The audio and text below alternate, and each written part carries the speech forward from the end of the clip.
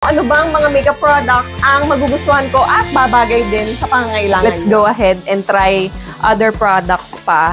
Okay, ito talaga very excited ako, yung Daily Dose Dewy Balm. I didn't know na marami silang shade nito. They actually have 3 shades of it.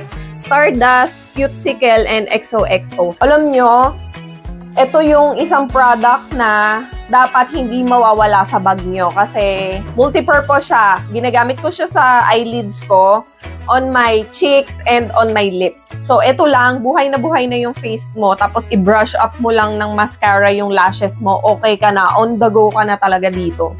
Bibigyan niya ng buhay yung skin ko. I love the shade Cuticle.